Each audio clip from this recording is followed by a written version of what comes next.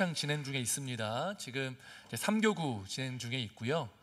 작년에는 이제 제가 빨리 만나기 위해서 구역별로 교회에 와서 단체로 만났잖아요. 그래서 좀 얼굴을 많이 그나마 익혔고요. 올해 이게 가정 신방을 하면서 한 가정 한 가정 가다 보니까 이제 숫자가 늘잖아요. 신방 횟수가. 그래도 이제 가서 얼굴 뵙고 어디서 사는지도 듣고 또 이제 구역별로 모이면은 시간이 쪼개지잖아요. 근데 이제 한 분 한 분 이야기를 좀 밀도 있게 듣다 보니까 참 은혜가 되기도 하고 감사한 시간들이 많이 있습니다.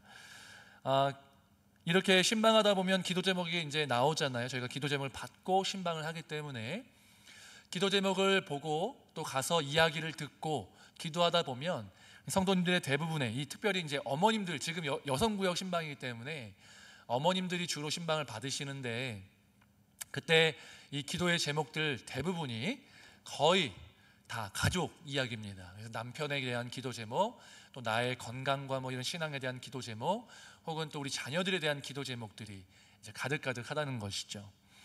그런 걸 통해서 참 한 사람 한 사람에게 가정이라는 것은 너무나도 소중하다는 것들을 다시 한번 느끼게 됩니다.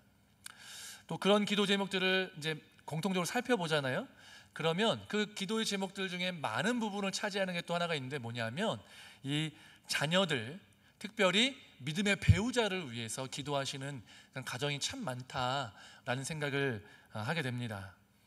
가정이 너무 중요하다고 생각하지만요, 요즘 젊은 세대가 되면서 결혼에 대해서 예전보다 관심이 적어진 부분도 있고요, 결혼을 하고 싶지만 상황이 안 되는 경우도 있고요, 또 마음이 맞는 사람을 찾기가 어려워서인 것도 있습니다. 여러 가지 상황들 때문에 결혼을 못하거나 혹은 결혼을 안 하는 일들이 점점 늘어나고 있다라는 것입니다. 그런 것들을 볼 때 참 이렇게 두 사람이 만나서 이 수많은 사람들 중에서 어떻게 보면 전 세계 70억 명 인구 중에서 대한민국에 태어나서 또 누군가를 만나고 사랑하게 되고 가정을 이룬다는 게 진짜 쉽지 않은 일이다. 그리고 결코 우연이 아니다. 그냥 어쩌다 보니 결혼했다가 아니라 하나님의 계획하심 가운데 참 만나기 힘든 이런 사람을 만나서 결혼하게 되었다라는 것들을 다시 한번 생각하게 됩니다. 이렇게 사람들마다 각기 다르게 다가오는 가정의 의미가 조금씩 다르잖아요. 그 가정에 대해서 하나님은 무엇이라고 말씀하고 계시는가를 함께 살펴보고자 합니다. 오늘 말씀을 보면 부부에 대해서 나옵니다. 뭐라고 기록되어 있는지 한번 살펴보겠는데요. 22절 말씀인데요, 함께 읽어보겠습니다. 아내들이여 자기 남편에게 복종하기를 주께 하듯 하라. 아멘. 남자분들 좋으시죠? 21세기의 여성의 인권이 신장된 이 시기 가운데 이 말씀은 조금은 이해하기가 쉽지도 않고요, 조금 시대착오적인 말씀이 기록되어 있는 게 아닌가라는 생각이 듭니다. 사도 바울이 가정에 대해서 이것만 기록하고 있으면 저도 아마 동일하게 느꼈을 것 같습니다. 그렇게 느꼈을 것 같아요. 시대착오적이다. 그러나 가정, 특별히 이 부부라는 관계는요, 일방적인 관계는 아니라는 겁니다. 상호적인 관계라는 것을 우리는 기억할 필요가 있고요. 그런데 하나님께서는 사도 바울을 통해서 아내들에게 남편에 대한 복종을 요구하고 계시는데 왜 그럴까를 생각해 볼 필요가 있습니다. 하나님이 아버지니까 역시 아내는 남편에게 복종해야 돼, 이렇게 말씀하시는 걸까요? 하나님은 아버지라고 우리가 부르지만 남자가 아니십니다. 하나님은 성이 없으시죠. 성이 있다는 것 자체가 불완전하다는 것입니다. 불완전한 인간을 하나님이 일부러 연합의 기쁨을 누리게 하기 위해서 남자와 여자로 만들어서 연합하게 하셨거든요. 근데 사실은 하나님은 남자와 여자라는 성으로 되어 있지 않고 성이 없으신 분이시죠. 성삼위 일체 하나님이 온전한 연합을 이루고 계십니다. 그렇기 때문에 하나님이 아버지이기 때문에 남자이고, 그래서 남성 우월적인 발언을 하신 것이 아닌가라고 생각하는 것은 조금 오해가 있습니다. 하나님의 아버지로 부르는 것은 그냥 그 당시 문화 속에서, 또한 지금의 문화 속에서도 그냥 부모를 대표해서 아버지라고 부른 것이죠. 근데 우리가 살펴볼 것은 뭐가 있냐면 또 다른 말씀이 있다는 거예요. 하나님은 여자에게 남편에 대한 복종을 요구하셨는데 남자에게는 뭘 요구하셨냐? 25절 말씀인데 함께 읽어보겠습니다. 남편들아 아내 사랑하기를 그리스도께서 교회를 사랑하시고 그 교회를 위하여 자신을 주심같이 하라. 아멘. 여성분들 마음이 좀 좋아지셨나요 다시? 사실 어떤 명령이 더 무겁고 어떤 것이 더 중하다라고 이야기하는 것은 쉬운 판단이 아닙니다. 그렇기 때문에 이것을 가지고 왈부하기는 어렵지만 개인적인 생각으로는 만약에 남편들이 아내 사랑하기를 그리스도께서 교회를 사랑하시고 그 교회를 위해서 자기 자신을 주심같이 수치를 당하고 고난을 당하고 목숨을 내어주심같이 이렇게 사랑한다면 사실은 먼저 준 복종에 대한 명령은 크지 않을 수도 있겠다라는 생각이 듭니다. 그러나 이 두 가지는 모두가 다 쉽지 않은 것입니다. 그리스도께서 교회를 사랑한 것 같이 남편이 아내를 사랑하는 것도 어렵고 또한 아내가 남편에게 복종하는 것도 결코 쉽지 않다라는 것입니다. 근데 여러분 이 말씀을요 아내들에게 복종을 말씀하셨는데 아까도 상호적인 것이라고 말씀드렸잖아요. 오늘 읽은 말씀 직접 말씀 21절에 있는데 뭐라고 기록되어 있냐면 그리스도를 경외함으로 피차 복종하라 라고 기록이 되어 있습니다. 이것은 남녀 관계, 남편과 아내와의 관계에만 국한되는 게 아니라 모든 관계 속에서의 기본 원리인데 그리스도를 경외함으로 하나님을 두려워함으로 서로가 서로에게 복종하고 순종하고자 하는 태도를 가지라는 말씀입니다. 그렇기 때문에 일방적인 것이 아니라는 거죠. 복종과 사랑이 둘 다 어려운 계명일진데 하나님께서 부부에게 서로 복종하는 것을 명령하시고 사랑을 요구하시는 것, 이렇게 말도 안 되는 그리스도께서 교회를 사랑하심 같이 사랑하라고 이 명령하시는 이유가 뭐냐? 복종과 사랑을 명령하시는 이유가 뭐냐는 겁니다. 사랑은 어느 정도 이해가 됩니다. 왜? 사랑하니까 부부가 되는 것이니까요. 그러니까 사랑을 요구하시는 것이겠죠. 그러나 그 사랑과 복종, 사랑의 깊이도 다르고 복종은 그러면 왜 해야 되느냐라는 질문을 던질 필요가 있다는 겁니다. 여러분, 우리는 왜 서로에게 복종해야 되는 관계가 되었을까요? 하나님, 우리의 특별히 인간이 망가졌잖아요. 그리고 부부 관계도 망가진 관계입니다. 그 시작은 언제냐면 이 창조 이후에 하나님께서 아담과 하와를 에덴 동산에 두셨죠. 근데 이 둘이 무슨 일을 행합니까? 하나님이 먹지 말라고 하는 선악을 알게 하는 나무의 열매를 먹었다는 거예요. 아내가 먹고 남자가 먹었습니다. 불순종함으로 죄가 들어왔고 그 죄된 인간이 망가졌습니다. 하나님은 아담을 찾으셨죠. 왜 찾았습니까? 정죄하게 함이 아니라 죄를 인정하게 하고 그리고 구원의 방법을 제시하시기 위해서 아담을 찾으셨습니다. 바로 구원의 방법을 제시하셨어요. 그리고 나서 3장 15절 말씀에 구원을 제시하신 후에 바로 직후 말씀에 이 죄 때문에 망가진 인간의 실상이 어떠한 것인지를 기록하셨습니다. 창세기 3장 16절 말씀을 함께 읽어보겠습니다. 또 여자에게 이르시되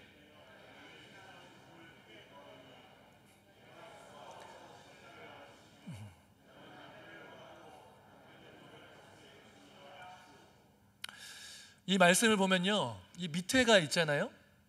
너는 남편을 원하고 남편은 너를 다스릴 것이니라 라고 말씀합니다. 이것은 하나님이 이렇게 되기를 원한다는 게 아니라 죄로 말미암아 이렇게 되었다라는 겁니다.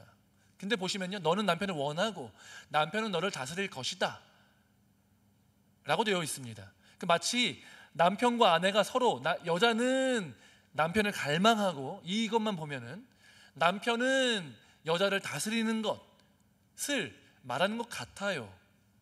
그런데 실제로 그런 부분이 없지는 않지만 이것을 우리식으로 이해하는 게 아니라 이 당시 이 히브리식으로 이 사람들이 쓰는 언어의 특성적으로 이해할 필요가 있습니다. 이 평행법이라는 것인데 남편은 이렇게 되고 아내는 이렇게 되고 이거를 합쳐서 이해하는 겁니다. 실제로 많이 쓰이는 기법인데요, 그걸 통해서 이해하면 어떻게 이해할 수 있냐면 남편과 아내가 서로 다른 것을 지금 하는 것이 아니라 남편과 아내는 서로가 서로를 다스리기를 갈망하는 존재가 되었다는 것입니다. 그래서 사실은 부부관계에서 가장 큰 어려움은 바로 그런 것이죠. 사실 다름은요, 다르다라는 것은 큰 문제가 안 될 수 있어요. 비슷해도 어차피 싸우거든요. 달라도 싸우고 비슷해도 싸워요. 그래서 만나보면 저희 부부는 달라서 상호 보완적이라 좋습니다, 이렇게 얘기를 해요.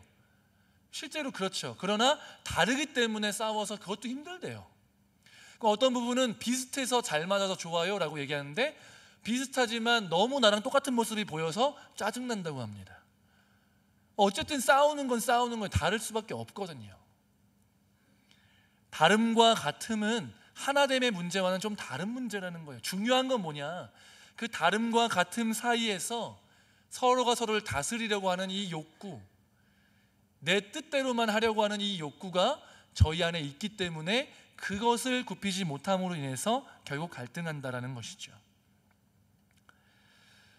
그런데 이렇게 서로를 하나님이 원하시는 것은 서로 용납하는 이상적인 관계인데, 서로가 서로를 다스리고 망가지는, 갈등하는, 그 골이 깊어지는 관계가 되어버릴 수밖에 없는 것은 우리의 죄된 본성이 가장 큰 원인이라는 겁니다. 그래서 하나님께서는 부부에게 피차 복종하고 사랑하라고 말씀하시는데, 이렇게 말씀하시는 거예요. 그리스도께서 우리에게 베푸신 것을 보아라. 죄성 때문에 망가진 부부관계처럼 사랑과 수고, 피차 복종하는 것을 잃어버린 채로 하나 되어야 할 사람들이 하나 되지 못한 채로 살아가지 않느냐.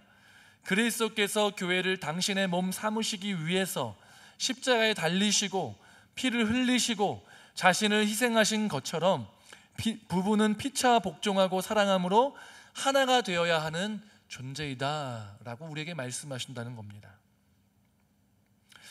사랑은요, 감정만이 아니죠. 세상은 우리를 호도합니다. 뭐라고 속이냐면요, 사랑은 감정이래요. 물론 감정으로 사랑은 시작할 수밖에 없습니다. 감정 없이 사랑을 할 수 없죠. 그러나 사랑은 감정이다, 사랑과 감정이 동일한 것은 아니라는 거예요. 사랑에는 감정도 들어가고 용납도 들어가고 인내도 들어가고 수고도 들어가고 나 자신을 꺾는 것들도 들어가야 된다는 거예요. 세상은 사랑은 감정이라고 얘기하면서 감정이 식으면 우리는 성격 차이로 인해서, 아니면 이것으로 인해서 쉽게 그 관계를 포기하려고 한다라는 겁니다. 근데 하나님은 그렇게 말씀하시지 않으세요. 그리스도께서 교회를 사랑하신 것 같이 우리를 위해서 수치를 당하시고 기꺼이 고난당하시고 기꺼이 죽임을 당하신 것처럼 사랑하라는 겁니다. 감정만 뜨거운 게 아니라 그 수고와 희생과 헌신을 하라고 말씀하시는 것이고, 피차 서로에게 복종하라는 겁니다. 그런데 이렇게 망가진 부부의 관계가 회복되는 것은 우리가 애쓴다고 되는 것은 아니라는 거죠. 애쓰지 말라는 것이 아니라 우리가 열심히 애쓴다고 그 모든 것들이 해결되지 않는다. 그러면 어떻게 되느냐? 본질적으로 우리가 예수 그리스도의 십자가 앞에 무릎 꿇고 예수 그리스도의 보혈로 자꾸만 나를 덮는 과정들이 필요하다는 것입니다.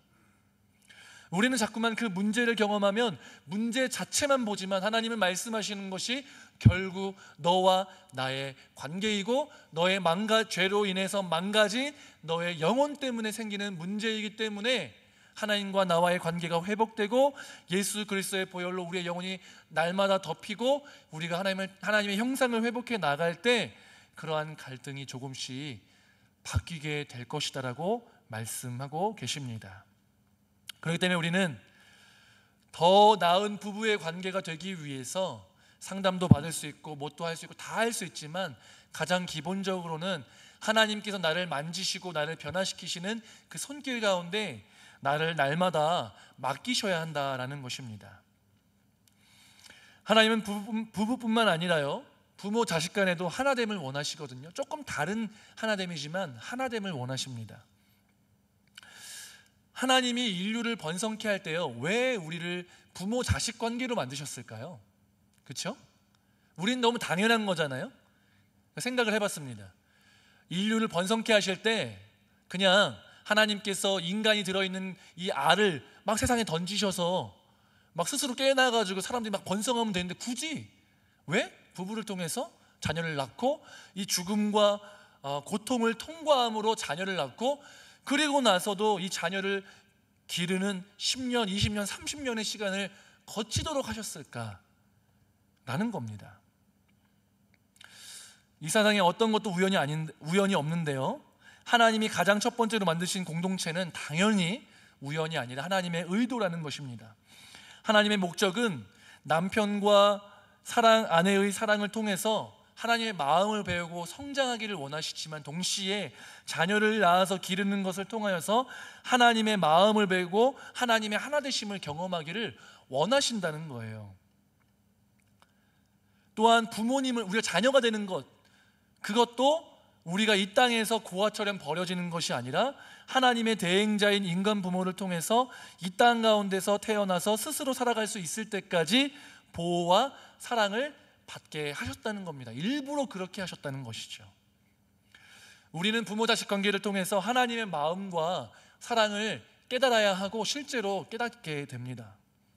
그렇다면 부모들은 자녀들을 어떻게 대해야 되는가, 여러 가지가 있겠지만 가장 본질적으로는 자녀가 우리의 소유가 아니라는 사실을 항상 마음에 품어야 한다는 것입니다. 내 자식이 아니고 하나님의 자녀다라는 것을 인식해야 한다는 것이죠. 성도님들 만나면 다들 하시는 말씀 뭐예요? 애들 교회 안 나온다, 애들 시집장가 안 간다, 이렇게 말씀하시면서 자식 내 마음대로 안 된다라고 얘기하십니다. 마음대로 안 되시죠? 네, 되시나 봅니다. 저는 잘 안 되더라고요. 근데 안 되는 게 맞는데 그걸 알면서도 자꾸만 내 마음대로 하고 싶은 마음이 있습니다.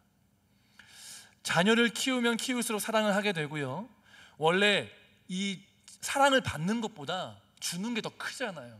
주게 되면서 이 마음이 훨씬 더 이 대상에 대한 사랑이 더 커진다는 거예요. 그러다 보니까 부모의 마음이 훨씬 더 큰 것이죠. 그렇게 부모의 마음이 크다 보면요, 이런 마음이 드는 거예요. 내가 너를 어떻게 키웠는데, 내가 원하는 대로 삶을 살아가길 원하는 그런 마음이 우리 가운데 있다는 거죠.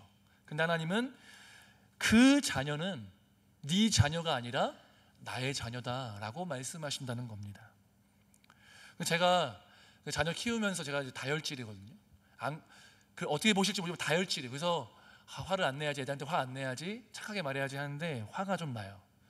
그럴 때마다 제가 스스로에게 최면을 겁니다. 최면이 아니라 실제죠. 내 자식이 아니다, 내 자식이 아니다, 남의 자식한테 화내는 거 아니다, 이렇게. 진짜 화가 나요. 물론 잘못된 것을 혼을 내야겠죠.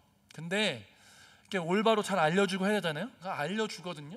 근데 고집을 엄청 피워요. 그러면 화가 나죠.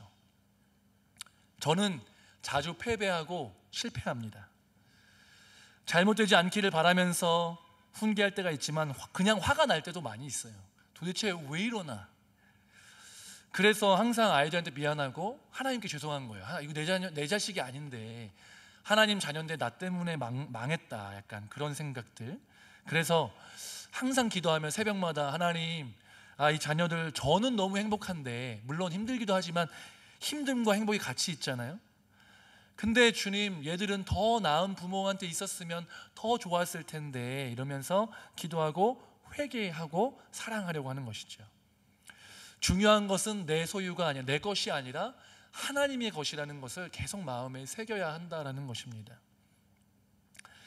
그러면 우리는 어떻게 반응해야 되느냐? 내 자식 아니니까 그냥 내 자녀 아니다, 이렇게만 하면 끝일까요? 그렇지 않습니다. 하나님의 자녀이기 때문에 우리는 무슨 일을 해야 되냐면, 우리에게 맡겨진 이 청지기로서의 사명을 감당해서 최선을 다해서 사랑하고, 기대를 너무 지나치게 갖지 않고, 가장 중요한 게 뭐냐면 기도해야 된다는 것입니다. 하나님, 하나님의 자녀인 이 자녀가 주님이 기뻐하시는 모습으로 성장할 수 있도록 주님께서 역사하여 주시옵소서. 나 때문에 잘못된 곳으로 나갈 수도 있고 삐뚤어질 수 있음에도 불구하고 나에게 주셨는데, 내가 그걸 잘 감당하지 못하면 용서해 주시고 주님께서 이 영혼을 만나 주시고 옳은 길로 인도해 주시고 주님의 귀한 자녀가 될 수 있도록 도와주시옵소서 라고 기도하면서 기도하기를 쉬는 죄를 범하지 말아야 한다는 것입니다. 여러분, 부모 자녀 관계를 통하여서 하나님의 마음을 배우시고 예수 그리스도의 희생적 사랑을 마음에 새기시면서 사랑하시고 사랑한 만큼 우리 자녀들을 위해서 충분히 기도하실 수 있는 저와 여러분 되시기를 주님의 이름으로 축복합니다. 하나님은 당신께서 이 성삼위 하나님께서 하나 되신 것처럼 우리도 하나 되기를 원하시는데 교회를 향해서 하나 되기를 원하신다는 거예요. 근데 교회만이 아니라 마찬가지로 가정도 하나 되기를 원하신다는 겁니다. 부부간에, 부모 자식 간에 하나 되기를 원하고 형제 간에 하나 되기를 원한다는 것입니다. 사랑으로 연합하는 것이 하나님의 본질적인 속성이고 그거를 위해서 우리를 만드셨기 때문에 그렇습니다. 그럼 이렇게 하나 되기 위해서 필요한 것은 무엇이냐? 에베소서 4장 2절과 3절 말씀인데 함께 읽어보겠습니다. 모든 겸손과 온유로 하고 오래 참음으로 사랑 가운데서 서로 용납하고 평안에 매는 줄로 성령이 하나 되게 하신 것을 힘써 지키라. 겸손은 내가 낮아지는 마음입니다. 온유는 상대를 부드럽게 대하는 태도라는 거죠. 가정에서 뿐만 아니라 다른 곳에서도 이 두 가지는 가장 기본적인 덕목이고 필요한 것이고 그러면서 동시에 가장 실천하기 어려운 덕목이기도 하다는 것이죠. 저도 자녀잖아요.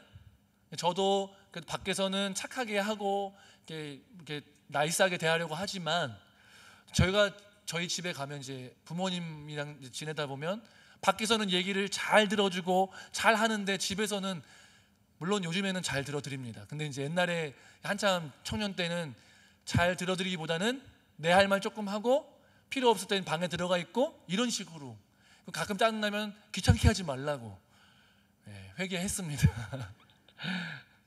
그렇게 할 수밖에 없다는 거예요. 이 가정이라는 것이 포장을 두르고서는 대할 수 없는 관계이기 때문에 그렇죠. 그럼 자녀만 그럽니까? 부모도 자녀한테 그럴 때가 있죠. 더 많이 그럴 수도 있을지 모르겠습니다. 형제 간에도 마찬가지입니다.